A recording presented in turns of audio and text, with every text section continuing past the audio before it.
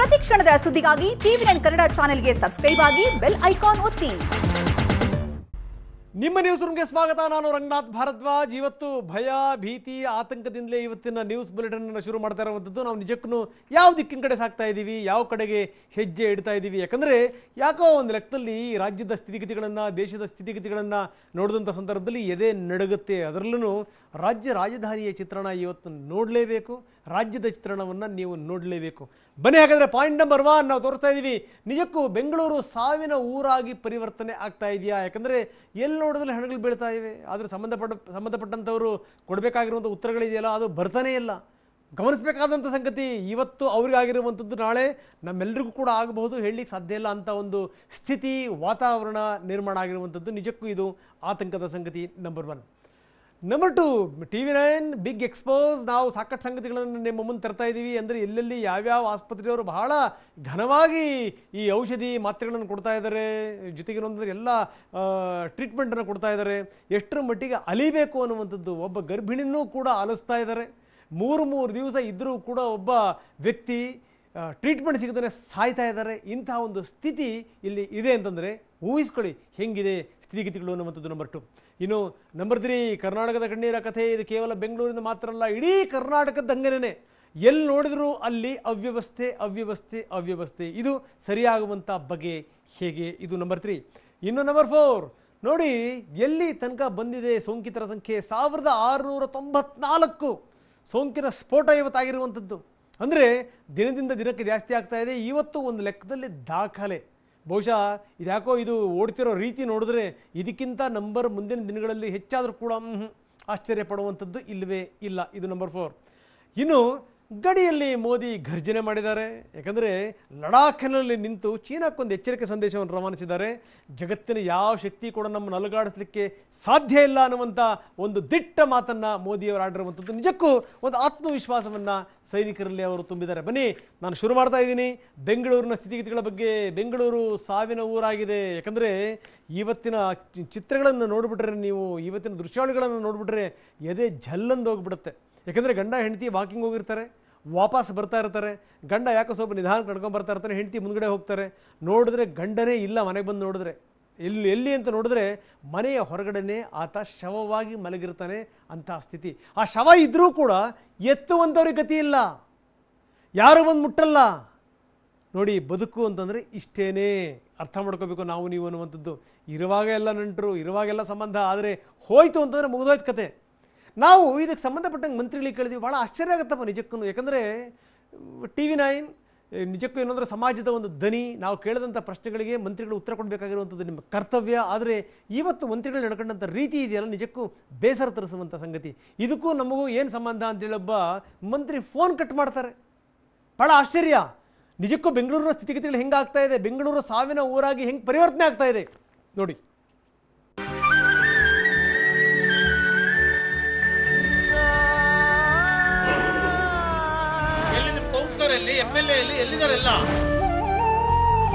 ಇವ್ರು ಸುಸ್ತಾಗಿ ಎಲ್ಲಾನ ಕೂತಿರ್ತಾರೆ ಅಂದ್ಬಿಟ್ಟು ಬಂದ್ ನೋಡ್ರೆ ಇಲ್ಲಿ ಬಿದ್ದೋಗ್ಬಿಟ್ಟಿದ್ದ.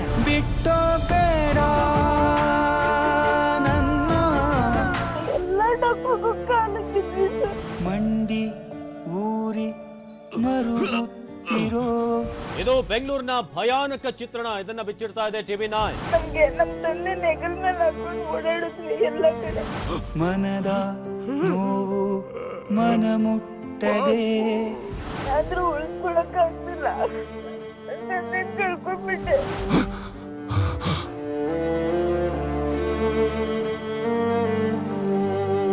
ಆ ಓಟ್ಗಳು ಮಾತ್ರ ಬಂದು ಕೇಳ್ತಾರೆ ಭಿಕ್ಷೆ ಇದ್ದಂಗೆ. ನಾಚಿಕೆ ಆಗ್ಬೇಕು ಸರ್ಕಾರಕ್ಕೆ. ನಾಚಿಕೆ ಕೇಳಿದ್ರು ಯಡಿಯೂರಪ್ಪ ಏನ್ ಮಾಡ್ತಾವ್ರಿ?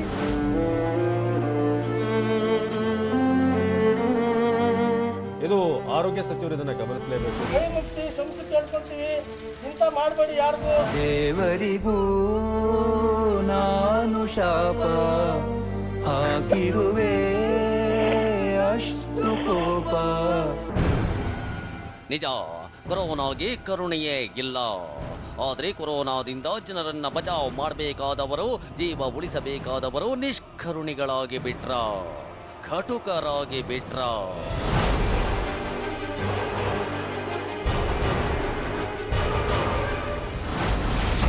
ದಿನ ಮುಂಬೈಗಿಂತ ಭಯಾನಕವಾಯಿತು ಬೆಂಗಳೂರು. ಮನೆ ಎದುರಿನಲ್ಲಿ ಮಳೆಯಲ್ಲಿ ಬಿದ್ದಿತ್ತು ಸೋಂಕಿತನ ಶವ. ಎಸ್, ನೀವು ಈ ದೃಶ್ಯವನ್ನ ಚೀನಾದಲ್ಲೋ ನೋಡಿಲ್ಲ, ಇಟಲಿ ಅಮೆರಿಕಾದಲ್ಲೋ ಕಂಡಿಲ್ಲ. ಮುಂಬೈನಲ್ಲಿ 80,000 ಕೇಸ್ ಬಂದ್ರು, 4,000 ಜನ ಸತ್ತಿದ್ರು. ಅಲ್ಲೋಗಿಂಥ ಘಟನೆ ನಡೆದಿರಲಿಲ್ಲ. ಆದರೆ ರಾಜ್ಯ ರಾಜಧಾನಿ ಬೆಂಗಳೂರಿನಲ್ಲಿ ನಡೆಯಬಾರದ ಘಟನೆ ನಡೆದಿದೆ. ಬೆಂಗಳೂರಿನ ಘನಘೋರ ಸ್ಥಿತಿಗೆ ಸಾಕ್ಷಿ ಹೇಳ್ತಿದೆ.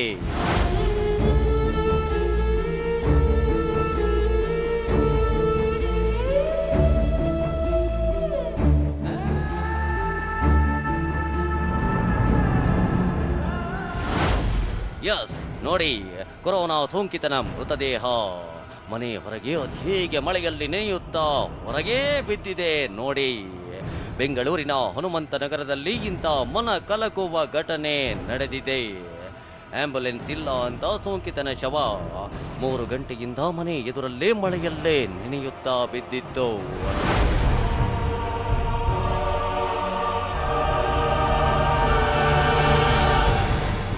ಸರಿ ಹ್ಞೂ ಅಂದ್ಬಿಟ್ಟು ಆಮೇಲೆ ತಿರ್ಗಾ ಮತ್ತೆ ಫೋನ್ ಮಾಡ್ದ ಅವನು.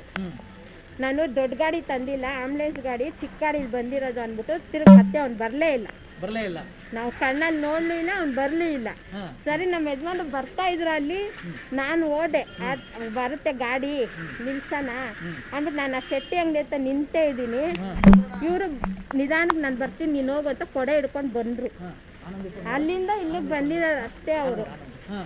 ಸರಿ ಅಂದ್ಬಿಟ್ಟು ನಾನು ಯಾಕೆ ಇಷ್ಟೊತ್ತಾದ್ರೂ ಬರ್ಲಿಲ್ವಲ್ಲ, ಆಗ್ಲೇ 10 ನಿಮಿಷ ಆಗೋಗ್ಬಿಡ್ತು, ಬರ್ಲೇ ಇಲ್ಲ ಇವರು.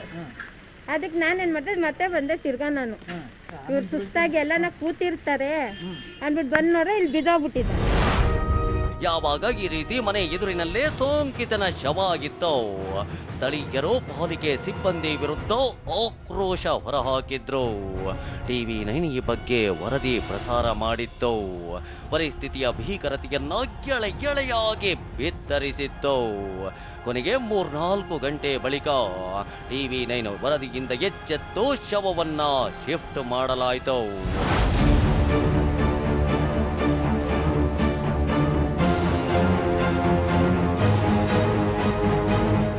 ಅಷ್ಟಕ್ಕೂ ಸಚಿವ ದಿ ಗ್ರೇಟ್ ಆರ್ ಅಶೋಕ್ ಹೇಳ್ತಾರೆ, ಪಾಸಿಟಿವ್ ಬಂದ 3 ಗಂಟೆಯಲ್ಲಿ ಸೋಂಕಿತರನ್ನ ಶಿಫ್ಟ್ ಮಾಡ್ತೀವಿ ಅಂತ. ಆದ್ರೆ ಇಲ್ಲಿ 3 ಗಂಟೆಗಳ ಕಾಲ ಮೃತದೇಹ ನೀರಿನಲ್ಲಿ ನೆನೆಯುತ್ತಾ ಬಿದ್ದಿದ್ರು. ಅದನ್ನ ಶಿಫ್ಟ್ ಮಾಡಲು ಯಾರೋ ಗತಿ ಇರಲಿಲ್ಲ. ಸ್ಥಳಕ್ಕೆ ಪಾಲಿಕೆ ಅಧಿಕಾರಿಗಳು ಬಂದಿಲ್ಲ, ಆರೋಗ್ಯಾಧಿಕಾರಿಗಳು ಸುಳಿದಿಲ್ಲ. ಹಾಗಾದ್ರೆ ಸಚಿವರು, ಬಿಬಿಎಂಪಿ ಅಧಿಕಾರಿಗಳು ಏನು ಮಾಡ್ತಿದ್ದಾರೆ? ಸಚಿವರ ಹೇಳಿಕೆಗಳು ಕೇವಲ ಸುದ್ದಿಗೋಷ್ಠಿಗೆ ಸೀಮಿತವಾಯ್ತಾ? ಕೋವಿಡ್ ನಿಯಮಗಳು ಕೇವಲ ಕಾಗದದಲ್ಲಿ ಉಳಿದು ಬಿಡ್ತಾ?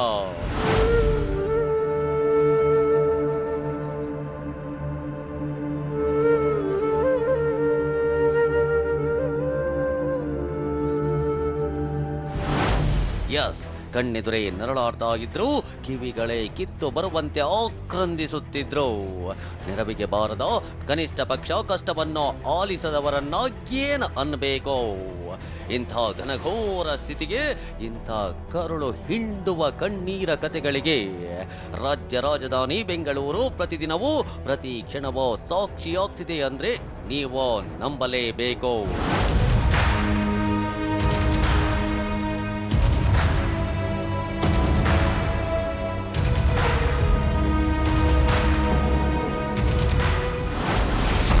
ರಾಜಧಾನಿ ಬೆಂಗಳೂರು ಸಾವಿನ ಊರಾಗಿ ಬದಲಾಗುತ್ತಿದ್ಯಾ? ಟಿವಿ 9 ಬಯಲು ಮಾಡ್ತಾ ಇದೆ ಬೆಂಗಳೂರಿನ ಭಯಾನಕ ಚಿತ್ರಣ. ಬೆಂಗಳೂರಿಗರಿಗೆ ನರಕ ದರ್ಶನ ಮಾಡಿಸ್ತಿದೆ ಕಿಲ್ಲರ್ ಕೊರೋನಾ. ಹೌದು, ರಾಜ್ಯದಲ್ಲಿ, ಅದರಲ್ಲೂ ರಾಜ್ಯ ರಾಜಧಾನಿ ಬೆಂಗಳೂರಿನಲ್ಲಿ ಕೊರೋನಾ ಕೈ ಮೀರಿ ಹಬ್ಬಿದೆ. ಹೆಮ್ಮಾರಿ ಅಟ್ಟಹಾಸದ ಮುಂದೆ ಬೆಂಗಳೂರಿಗರು ವಿಲ್ಲನ್ನೇ ಒದ್ದಾಡ್ತಿದ್ದಾರೆ. ಬೆಂಗಳೂರಿನಲ್ಲಿ ಅದೆಷ್ಟರ ಮಟ್ಟಿಗೆ ವ್ಯವಸ್ಥೆ ಗಬ್ಬೆದ್ದು ಬಿದ್ದು ಹೋಗಿದೆ ಅಂದ್ರೆ ಬೆಂಗಳೂರು ಅದೆಂಥ ಹೃದಯ ವಿದ್ರಾವಕ ಘಟನೆಗಳಿಗೆ ಸಾಕ್ಷಿಯಾಗಿದೆ ಅಂದ್ರೆ ನೀವು ಉಸಿರು ಬಿಗಿ ಹಿಡಿದು ಈ ಸ್ಟೋರಿ ನೋಡಬೇಕು.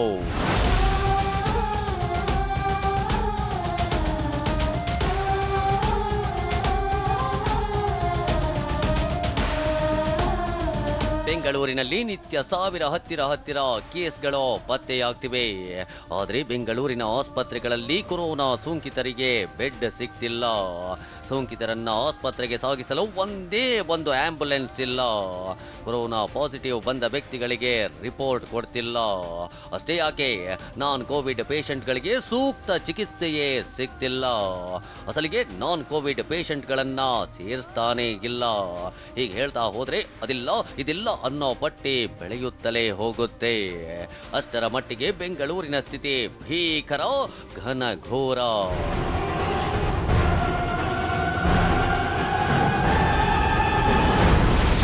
ಆಸ್ಪತ್ರೆಗಳ ನಿರ್ಲಕ್ಷ್ಯಕ್ಕೆ ಬಲಿಯಾದ ನಿವೃತ್ತ ಸಬ್ ಇನ್ಸ್ಪೆಕ್ಟರ್. ಇಲ್ಲ ಸರ್, ರಾತ್ರಿನೇ ಹೋಗ್ಬಿಟ್ರು ಸರ್. ರಾತ್ರಿನೇ ಹೋಗಿ ಕಳ್ಕೊಂಡ್ಬಿಟ್ವಿ ಸರ್. ಆಗ್ಲಿಲ್ಲ, ಅವ್ರಿಗೆ ರೆಸ್ಪಾನ್ಸ್ ಮಾಡಕ್ ಆಗ್ಲಿಲ್ಲ. ಅವ್ರು ಹೇಳಿದ್ರು ತುಂಬಾ ಲೇಟ್ ಆಗಿ ಹೋಗಿದೆ, ಅವ್ರಿಗೆ ಆಗ್ತಾ ಇಲ್ಲ ಅಂತ ಹೇಳಿದ್ರು. ಎಸ್, ಇದು ಆಸ್ಪತ್ರೆಗಳ ನಿರ್ಲಕ್ಷ್ಯಕ್ಕೆ ಬಲಿಯಾದ ನಿವೃತ್ತ ಸಬ್ ಇನ್ಸ್ಪೆಕ್ಟರ್ ಪುತ್ರಿಯ ದುಃಖದ ಮಾತು.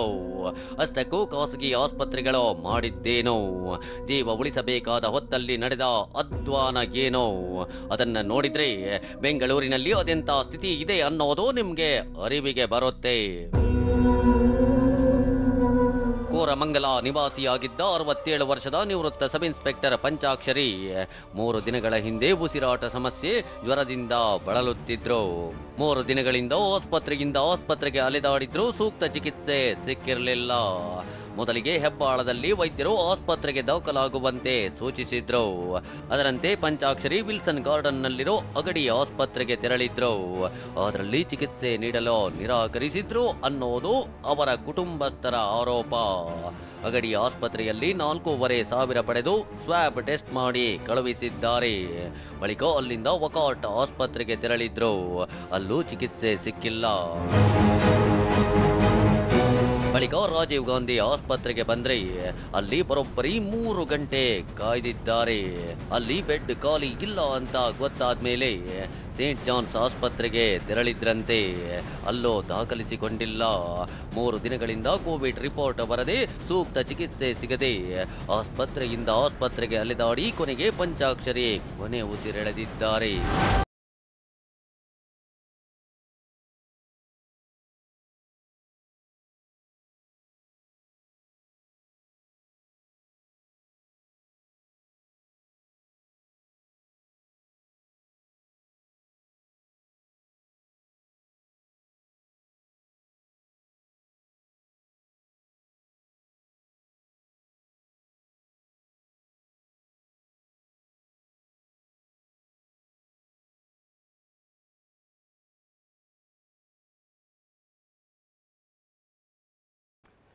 ಮೂರು ದಿವಸ ಅಲ್ಲಾಡಿದ್ರು ಕೂಡ ಆಸ್ಪತ್ರೆ ಸಿಗ್ತಾ ಇಲ್ಲ. ಆಸ್ಪತ್ರೆಯಲ್ಲಿ ಬೆಡ್ ಇಲ್ಲ. ಬೆಡ್ ಇದ್ದರೆ ಒಳಗಡೆ ನಿಮಗೆ ಟ್ರೀಟ್ಮೆಂಟ್ ಇಲ್ಲ. ಇಂಥ ಒಂದು ಸ್ಥಿತಿ, ಇಂಥ ಒಂದು ವಾತಾವರಣ. ಎಲ್ಲ ವ್ಯವಸ್ಥೆಗಳಾಗಿದೆ. ನೀವು ಯಾರ ಬಾಯಿಂದನೇ ಕೇಳ್ರಿ, 3 ಜನ 4 ಜನ 5 ಜನ ಮಂತ್ರಿಗಳು ಸೇರ್ಕೊಂಡ್ಬಿಟ್ಟಿದ್ದಾರೆ.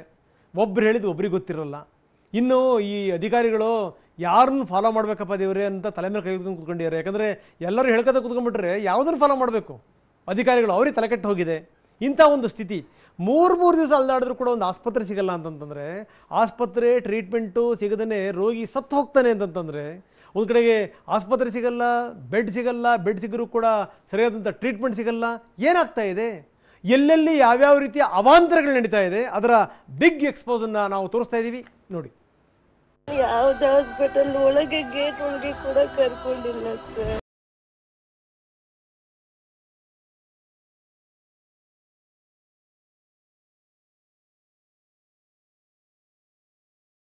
ನಮ್ಮಮ್ಮ ಇಲ್ಲ ಸರ್ ಇವಾಗ.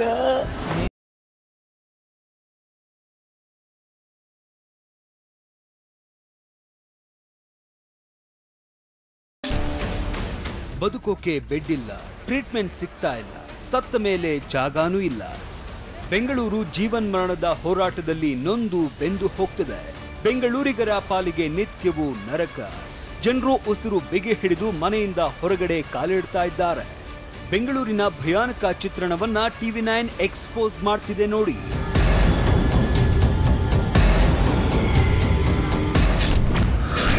ಕೇಸ್ ನಂಬರ್ 1, ಪಾರ್ಕ್ನಲ್ಲಿ ವಾಕಿಂಗ್ ಮಾಡುವಾಗ ಹಾರ್ಟ್ ಅಟ್ಯಾಕ್. ಉಸಿರೇ ನಿಂತು ಹೋಗ್ತಿದೆ ಅಂದ್ರೂ ಟ್ರೀಟ್ಮೆಂಟ್ ರಿಜೆಕ್ಟ್. ಬೆಂಗಳೂರಿನಲ್ಲಿ ಮಾನವೀಯತೆ ಇದೆಯಾ? ಈ ಘಟನೆಯನ್ನ ನೋಡಿದ್ರೆ ಅದು ಸಮಾಧಿ ಆಗಿದೆ ಅನ್ಸುತ್ತೆ. ಕಾಮಾಕ್ಷಿ ಪಾಳ್ಯದ 50 ವರ್ಷದ ವ್ಯಕ್ತಿಗೆ ಬೆಳಗ್ಗೆ ಪಾರ್ಕ್ನಲ್ಲಿ ವಾಕಿಂಗ್ ಮಾಡುವಾಗ ಹಾರ್ಟ್ ಅಟ್ಯಾಕ್ ಆಗಿದೆ. ಕೂಡಲೇ ಸ್ಥಳೀಯರು ಹತ್ತಿರದ ಕಾಡೆ ಆಸ್ಪತ್ರೆಗೆ ಕರ್ಕೊಂಡು ಹೋಗಿದ್ದಾರೆ. ಆದ್ರೆ ಆಸ್ಪತ್ರೆಯವರು ಒಳಗಡೆ ಸೇರಿಸಿಕೊಂಡಿಲ್ಲ. ನಾವು ಕರೆದುಕೊಂಡು ಹೋದಾಗ ಪಲ್ಸ್ ರೇಟ್ ಇತ್ತು. ಆಸ್ಪತ್ರೆಯವರು ಕೂಡಲೇ ಚಿಕಿತ್ಸೆ ನೀಡಿದ್ರೆ ಬದುಕುಳಿತಾ ಇದ್ರು ಅಂತ ಕುಟುಂಬಸ್ಥರು ಆರೋಪಿಸಿದ್ದಾರೆ. ಕೇಸ್ ನಂಬರ್ 2, ಸೀರಿಯಸ್ ಆದ್ರೂ ರೋಗಿಗಳಿಗೆ ಬೆಡ್ಗಳೇ ಇಲ್ಲ. ಆಸ್ಪತ್ರೆಯಿಂದ ಆಸ್ಪತ್ರೆಗೆ ಸಾವು ಬದುಕಿನ ಹೋರಾಟ. ಒಂದು ಎದೆ ಝಲ್ ಎನಿಸುವ ಕೇಸ್ ಆದ್ರೆ ಮತ್ತೊಂದು ಉಸಿರೆ ನಿಲ್ಲಿಸಿರುವ ಪ್ರಕರಣ. ಹೊಸಕೋಟೆಯ ಈ ಮಹಿಳೆ 7 ದಿನದ ಹಿಂದೆ ರಸ್ತೆಯಲ್ಲಿ ಪ್ರಜ್ಞೆ ತಪ್ಪಿ ಬಿದ್ದಿದ್ರು. ತಕ್ಷಣವೇ ಮಣಿಪಾಲ್, ವೈದೇಹಿಯಂತಹ ದೊಡ್ಡ ಆಸ್ಪತ್ರೆಗೆ ಕರೆದುಕೊಂಡು ಹೋಗಿದ್ದಾರೆ. ಎಲ್ಲೂ ಟ್ರೀಟ್ಮೆಂಟ್ಗೆ ಬೆಡ್ ಸಿಕ್ಕಿಲ್ಲ. ಅಲ್ಲಿಂದ ಡೈರೆಕ್ಟ್ ಮಣಿಪಾಲ್ ಹಾಸ್ಪಿಟ್ಲ್ಗೆ ಹೋದ್ವಿ. ಅಲ್ಲಿ ಗೇಟಿಂದ ಒಳಗಡೆನೆ ಬಿಡಲಿಲ್ಲ. ಹೋಗಿದ ತಕ್ಷಣ ಏನು ಹೇಳ್ತಿದ್ದಾರೆ, ಡೋರ್ ಓಪನ್ ಮಾಡೋಕ್ಕೂ ಬಿಡ್ತಾರೆ. ಆಂಬುಲೆನ್ಸ್ ಡೋರು ಏನಂತ ಕೇಳಿತಾರೆ, ಗಿಡಿನೆಸ್ ಆಗಿ ಬಿದ್ದೋಗಿದ್ದಾರೆ ನೋಡಿ ಅಂದರೆ ಇಲ್ಲ ಬೆಡ್ಸ್ ಅವೈಲೇಬಲ್ ಇಲ್ಲ ಅಂತ ಕಳಿಸ್ಬಿಟ್ರು. ತಿರ್ಗಾ ಅಲ್ಲಿಂದ ಬಿಟ್ಟು ನಾವು ವೈದೇಹಿ ಹಾಸ್ಪಿಟಲ್ ಹೋದ್ವಿ. ವೈದೇಹಿ ಹಾಸ್ಪಿಟಲ್ ಕೂಡ ಹಂಗೆ ಮಾಡೋದು. ಹೀಗೆ ಆಸ್ಪತ್ರೆಯಿಂದ ಆಸ್ಪತ್ರೆಗೆ ಅಲೆದಾಡಿದ್ರೂ ಬೆಡ್ ಸಿಕ್ಕಿಲ್ಲ. ICU ವ್ಯವಸ್ಥೆ ಇರುವ ಆಸ್ಪತ್ರೆಗಳಿಗೆ ಕರೆ ಮಾಡಿದ್ರೂ ರೆಸ್ಪಾನ್ಸ್ ಬಂದಿಲ್ಲ. ಕೊನೆಗೆ ಹೊಸಕೋಟೆಯ ಸಿಲಿಕಾನ್ ಸಿಟಿ ಆಸ್ಪತ್ರೆಯಲ್ಲಿ ಮಹಿಳೆ ಸಾವನ್ನಪ್ಪಿದ್ದಾರೆ.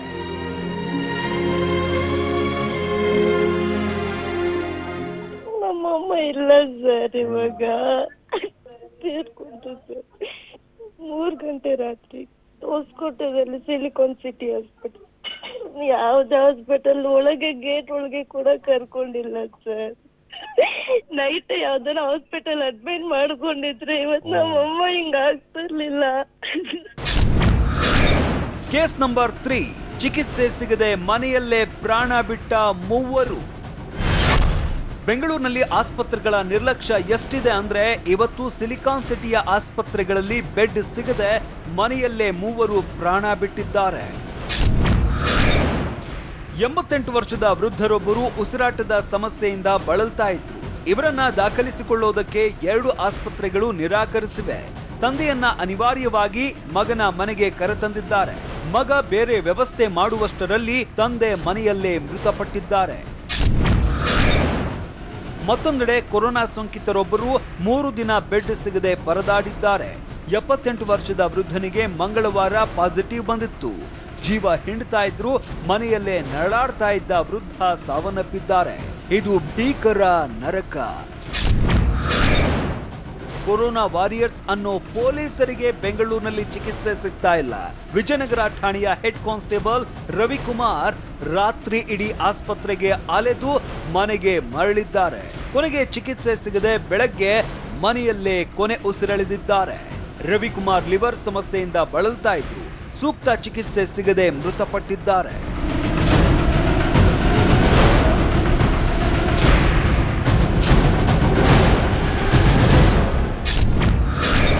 ನಗರದ ಜನರಿಗೆ ತಪ್ಪಿಲ್ಲ ಸ್ಮಶಾನದ ಕಾಟ. ಸಾವಿನ ಸುನಾಮಿಯ ಮಧ್ಯೆ ಜೆಸಿ ನಗರದ ಮುನಿರೆಡ್ಡಿ ಪಾಳ್ಯದ ಜನರಿಗೆ ನೆಮ್ಮದಿ ಇಲ್ಲದಂತಾಗಿದೆ. ಇಲ್ಲಿರುವ ಸ್ಮಶಾನದಲ್ಲಿ ಅಂತ್ಯಕ್ರಿಯೆ ನಡೆಸದಂತೆ ಬಿಬಿಎಂಪಿ ಕಮಿಷನರ್, ಆರೋಗ್ಯ ಸಚಿವ ರಾಮುಲು ಅವರೇ ಖುದ್ದಾಗಿ ಹೇಳಿದ್ದಾರೆ. ಆದರೂ ಕೊರೋನಾದಿಂದ ಮೃತಪಟ್ಟ ರೋಗಿಗಳ ಸಂಸ್ಕಾರ ಮಾಡಲಾಗ್ತಾ ಇದೆ. ಇದಕ್ಕೆ ಸ್ಥಳೀಯರು ತೀವ್ರ ಆಕ್ರೋಶ ವ್ಯಕ್ತಪಡಿಸಿದ್ದಾರೆ.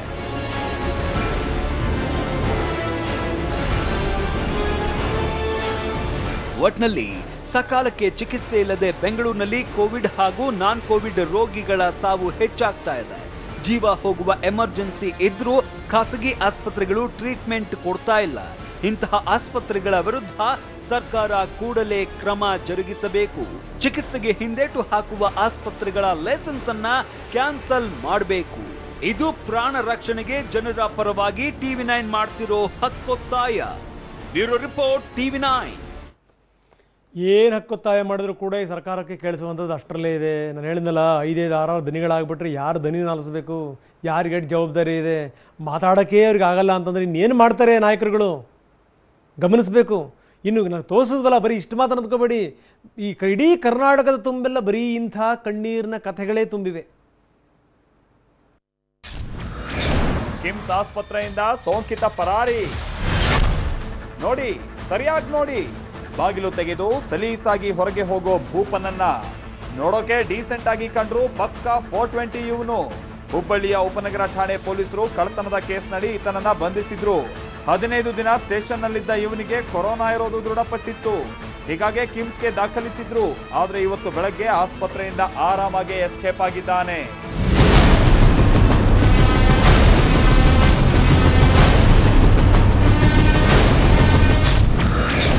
ಸೋಂಕಿತನ ಅಂತ್ಯಕ್ರಿಯೆ, ಗ್ರಾಮಸ್ಥರಿಗೆ ಆತಂಕ.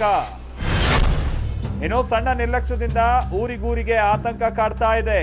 ಆಗಿದ್ದೇನು ಅಂತ ಅಂದ್ರೆ ಜೂನ್ 27ನೇ ತಾರೀಕಿನಂದು ವಿಜಯಪುರದ ಶಾಪೇಟೆಯ 50 ವರ್ಷದ ವ್ಯಕ್ತಿ ಕೊರೋನಾ ತಪಾಸಣೆಗೆ ಒಳಗಾಗಿದ್ರು. ಆದ್ರೆ ಅದೇ ರಾತ್ರಿ ಅವರು ಮೃತಪಟ್ಟಿದ್ದಾರೆ. ಮನೆಯವರು ಹೃದಯಾಘಾತದಿಂದ ಸಾವನ್ನಪ್ಪಿದ್ದಾರೆ ಅಂತ ಸ್ವಗ್ರಾಮ ದದಾಮಟ್ಟಿಯಲ್ಲಿ ಅಂತ್ಯಕ್ರಿಯೆಯನ್ನ ಮಾಡಿದ್ದಾರೆ. ಆದ್ರೆ ಅದಾದ 2ನೇ ದಿನಕ್ಕೆ ಮೃತನಿಗೆ ಕೊರೋನಾ ಇರೋದು ದೃಢಪಟ್ಟಿದೆ.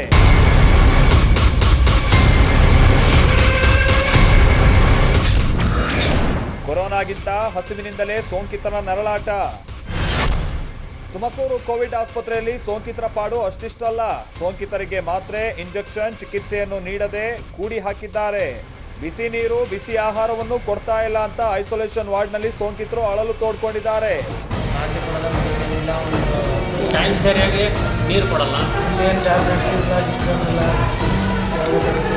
ಒಣಲಲ್ಲಿ ಕರುಳ ಬಳ್ಳಿ ಹೊತ್ಕೊಂಡು ಗಂಟೆಗಟ್ಟಲೆ ಕಾದ್ರೂ ಆಸ್ಪತ್ರೆಯವರು ತಲೆ ಕೆಡಿಸ್ಕೊಳ್ತಾ ಇಲ್ಲ. ಕೋಲಾರ ಜಿಲ್ಲಾಸ್ಪತ್ರೆಯಲ್ಲಿ ಕೋವಿಡ್ ಟೆಸ್ಟ್ಗಾಗಿ ಆಗಮಿಸಿದ್ದ ಗರ್ಭಿಣಿಯರು ಟ್ರೂನೆಟ್ ಟ್ಯೂಬ್ ಸರಬರಾಜಿಲ್ಲ ಅಂತ ಬಿಸಿಲಿನಲ್ಲೇ ಬಳಲಬೇಕಾಯ್ತು. ಚೆಕ್ ಮಾಡಲೇಬೇಕಂತೆ, ನಮಗೂ ಆಗ್ತಾ ಇಲ್ಲ. ಇವಾಗ ಈಗ ಕೊರೋನಾ ಚೆಕ್ ಮಾಡಿಸ್ಲೇಬೇಕು. ಒಟ್ನಲ್ಲಿ ನಿತ್ಯವೂ ಸೋಂಕಿನಲ್ಲೇ 1000 ದಾಟ್ತಾ ಇದೆ ಕೊರೋನಾ. ಹೆಮ್ಮಾರಿಯ ಈ ನಾಗಾಲೋಟ ನೋಡಿದ್ರು ಯಾರೂ ಎಚ್ಚೆತ್ಕೊಳ್ತಾ ಇಲ್ಲ. ಇನ್ನೂ ಹುಷಾರಾಗದೆ ಹೋದ್ರೆ ಹೆಸರೇ ಅಳಿಸೋದ್ರೂ ಅಚ್ಚರಿ ಇಲ್ಲ. Bureau report TV9. ಇದಿಷ್ಟು ಕೊರೋನಾ ಕೇಸ್ಗಳ ವಿವರಗಳು. ಇನ್ನು ಗಡಿಯಲ್ಲಿ ಮೋದಿ ಘರ್ಜನೆ ಇವತ್ತು ಬಹಳ ಜೋರಾಗಿ ಇತ್ತು. ಯಾಕಂದರೆ ಈ ಗಡಿನಲ್ಲಿ ನಿಂತು ನೇರವಾಗಿ ಚೀನಾಕ್ಕೆ ಮೋದಿ ಸ್ಪಷ್ಟ ಸಂದೇಶವನ್ನು ರವಾನಿಸಿದ್ದಾರೆ. ಇದಕ್ಕೆ ಸಂಬಂಧಪಟ್ಟ ಇನ್ನಷ್ಟು ವಿವರಗಳನ್ನು ಕೊಡ್ತೀನಿ. ನಮ್ಮದು ವಿಕಾಸವಾದ, ವಿಸ್ತರಣಾವಾದ ಅಲ್ಲ. ಯಾರಾದರೂ ಭಾರತದ ಭೂಮಿ ಮೇಲೆ ದಂಡೆತ್ತು ಬಂದರೆ ಹುಷಾರ್, ಅವರಿಗೆ ತಕ್ಕ ಉತ್ತರವನ್ನು ಕೊಡಲಿಕ್ಕೆ ನಾವು ಸಜ್ಜಾಗಿದ್ದೀವಿ. ಇವತ್ತು ಮೋದಿ ಲಡಾಖ್ನ ಗಡಿಯಲ್ಲಿ ನಿಂತು ನೇರವಾಗಿ ಸಂದೇಶ ರವಾನಿಸಿದ್ದು ಚೀನಾಕ್ಕೆ. ಒಂದು ಕಡೆಗೆ ಅವರು ಭಾರತಾಂಬೆಯನ್ನು ಹೊಗಳಿದ್ರು. ನಾನು ಮಾತೆಯರಿಗೆ ಅಂತಂದರೆ 2 ಮಾತೆಯರು ಮಾತ್ರ ನಂಬ್ತೀನಿ, ಗೌರವಿಸ್ತೀನಿ. ಒಂದು ಭಾರತ ಮಾತೆ, ಇನ್ನೊಂದು ಸೈನಿಕರನ್ನ ಹೆತ್ತಂಥ ಮಹಾಮಾತೆ. ಇವರಿಬ್ಬರಿಗೆ ನನ್ನ ನಮಸ್ಕಾರ ಅಂತಲೇ ಮೋದಿ ಮಾತನ್ನು ಶುರು ಮಾಡಿದರು. ನಂತರ ತಿರುಗಿದ್ದು ಚೀನಾದ ಕಡೆಗೆ. ಇವತ್ತು ಮೋದಿಯ ಭೇಟಿ ಜೊತೆಗೆ ಅವರು ಯಾವ ರೀತಿ ಸ್ಫೂರ್ತಿ ತುಂಬಿದರು ಸೈನಿಕರಿಗೆ ನೋಡಿ.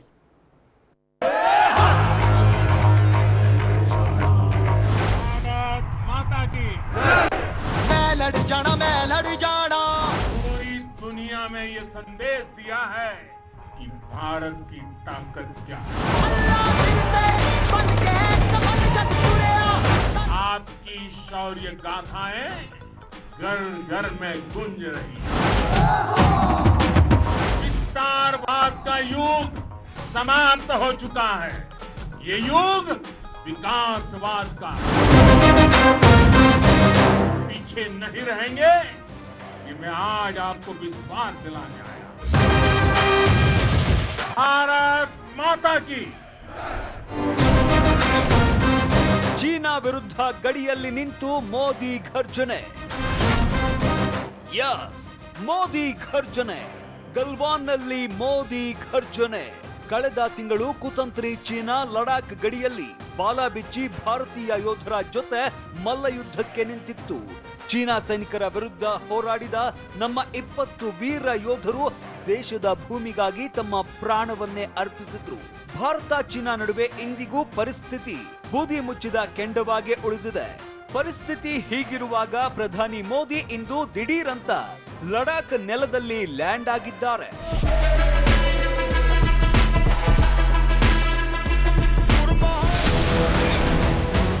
ಲಡಾಖ್ ನೆಲದಿಂದ ಚೀನಾಗೆ ಮೋದಿ ಮಾತಿನೇಟು. ನಿಜ, ಭಾರತೀಯ ಸೈನಿಕರ ಜೊತೆ ಕಾಲ್ ಕೆರೆದು ಲಡಾಯಿಗಿಳಿದ ಕುತಂತ್ರಿ ಚೀನಾಗೆ ಪ್ರಧಾನಿ ಮೋದಿ ಲಡಾಖ್ನಲ್ಲೇ ನಿಂತು ಮಾತಿನ ಗುನ್ನ ಕೊಟ್ಟಿದ್ದಾರೆ. ಅತಿ ಎತ್ತರದ ಪ್ರದೇಶದಲ್ಲಿ ಗಡಿ ಕಾಯುತ್ತಿರುವ ಯೋಧರನ್ನ ಪ್ರಧಾನಿ ಮೋದಿ ಇಂದು ಭೇಟಿಯಾಗಿದ್ದಾರೆ. ಈ ವೇಳೆ ಸೈನಿಕರನ್ನ ಉದ್ದೇಶಿಸಿ ಮಾತನಾಡಿದ ಪ್ರಧಾನಿ ಪ್ರತಿ ಪದದಲ್ಲೂ ಚೀನಾಗೆ ಮುಟ್ಟಿ ನೋಡಿಕೊಳ್ಳುವಂತೆ ಗುದ್ದು ಕೊಟ್ಟಿದ್ದಾರೆ. ಕೆಂಪು ರಾಷ್ಟ್ರಕ್ಕೆ ನೇರ ವಾರ್ನಿಂಗ್ ಮಾಡಿದ್ದಾರೆ. ವಿಸ್ತಾರವಾದದ ಯುಗ ಅಂತ್ಯವಾಗಿದೆ.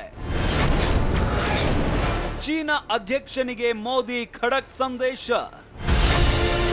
ಸೇನಾ ದಿರಿಸು ಧರಿಸಿ ಖಡಕ್ ಲುಕ್ನಲ್ಲಿ ಮಾತಿನುದ್ದಕ್ಕೂ ಮೋದಿ ಚೀನಾಗೆ ಬಿಸಿ ಮುಟ್ಟಿಸುತ್ತಲೇ ಹೋದ್ರು. ಗಲ್ವಾನ್ನಲ್ಲಿ ಭಾರತದ ಪ್ರದೇಶಕ್ಕೆ ಕಾಲಿಟ್ಟ ಚೀನಾದ ಕುತಂತ್ರದ ಬಗ್ಗೆ ಮಾತನಾಡಿದ ಪ್ರಧಾನಿ ವಿಸ್ತಾರವಾದದ ಯುಗ ಅಂತ್ಯವಾಗಿದೆ. ವಿಶ್ವದಲ್ಲಿ ಈಗ ವಿಕಾಸವಾದದ ಯುಗ ಆರಂಭವಾಗಿದೆ.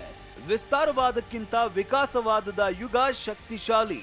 ವಿಕಾಸವಾದವೇ ಭವಿಷ್ಯದ ಆಧಾರ ಅಂತ ಚೀನಾ ಅಧ್ಯಕ್ಷ ಜಿನ್ಪಿಂಗ್ಗೆ ಸಂದೇಶ ರವಾನಿಸಿದ್ರು. विस्तारवाद का युग समाप्त हो चुका है. ये युग विकासवाद का है. तेजी से बदलते हुए समय में विकासवाद ही प्रासंगिक है.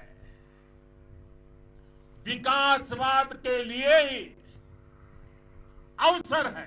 विस्तारवाद ने ही मानवता का सबसे ज्यादा हित किया, मानवता को विनाश करने का प्रयास किया. ಗಾಯಾಳು ಸೈನಿಕರ ಆರೋಗ್ಯ ವಿಚಾರಿಸಿದ ಮೋದಿ. ಈ ಮಧ್ಯೆ ಚೀನಾ ಸೈನಿಕರ ಜೊತೆಗೆ ಹೋರಾಡುವ ವೇಳೆ ಗಾಯಗೊಂಡು ಸೇನಾ ಆಸ್ಪತ್ರೆಯಲ್ಲಿ ಚಿಕಿತ್ಸೆ ಪಡಿತಾ ಇರುವ ಯೋಧರನ್ನು ಮೋದಿ ಭೇಟಿ ಮಾಡಿದ್ರು. ಪ್ರತಿಯೊಬ್ಬ ಸೈನಿಕನ ಬೆನ್ನು ತಟ್ಟಿದ ಮೋದಿ ಜಗತ್ತಿನ ಯಾವುದೇ ತಾಕತ್ತಿನ ಮುಂದೆ ತಲೆಬಾಗಿಲ್ಲ, ತಲೆ ಬಾಗೋದು ಇಲ್ಲ. ಈ ಮಾತನ್ನ ನಾನು ನಿಮ್ಮಂತಹ ವೀರ ಸೈನಿಕರಿಂದಾಗಿ ಹೇಳುತ್ತಿದ್ದೇನೆ ಅಂದ್ರು. दुनिया की किसी भी ताकत के सामने न कभी झुके हैं, न कभी झुकेंगे. और ये बात मैं बोल पा रहा हूं आप जैसे वीर पराक्रमी साथियों के कारण. ಒಟ್ನಲ್ಲಿ ಇನ್ನೊಬ್ಬರ ಆಸ್ತಿ ನುಂಗುವ ಕುತಂತ್ರಿ ಚೀನಾಗೆ ಅದರ ಬಗಲಲ್ಲೇ ನಿಂತು ಮೋದಿ ಖಡಕ್ ಮೆಸೇಜ್ ಪಾಸ್ ಮಾಡಿದ್ದಾರೆ. ಬಾಲ ಬಿಚ್ಚಿದ್ರೆ ಕಟ್ ಮಾಡುವ ತಾಕತ್ತು ಭಾರತೀಯ ಸೈನಿಕರಿಗೆ ಇದೆ ಅಂತ ವಾರ್ನಿಂಗ್ ಕೊಟ್ಟಿದ್ದಾರೆ. Bureau report TV9.